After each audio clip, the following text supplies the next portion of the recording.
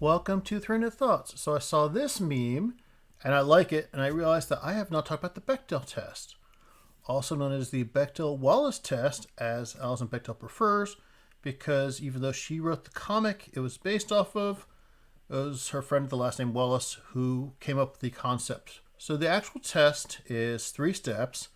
You have 2 or more named women, and they have a conversation about something other than a man.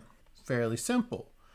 Now, the reason for this is for female representation, not only the fictional representation, but also to have like more actresses get jobs, to have more women writers, things of that nature, to actually have more women giving input into stories. And ergo, the Bechdel test will let you know, it doesn't actually tell you if a movie's good or not, but it encourages more women to be involved into a project.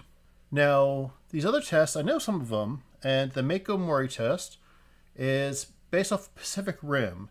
There was 2 lead characters, a lady and a guy, and they both had beautiful arcs, and then they flubbed it in the end, and the female, and I believe her name was Mako-Mori, just became like a prize for the guy. It just, her whole arc was disappeared, it didn't matter. And so this one is basically you have a female have her own narrative arc that's not about supporting a main character, a male character. You don't want them to have be accessories or arm candy. Why can't they just have their own arc? Fairly simple.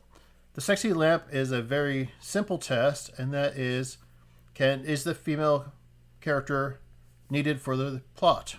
And you should have female characters needed for plots. They should be important, as like if you have a male character, why can't a female character have the same job?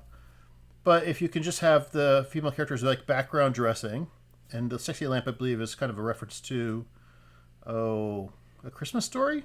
That's the only sexy lamp I can think of. It's again, instead of just throwing like women into movies just as background dressing, give them actual purpose in the movie.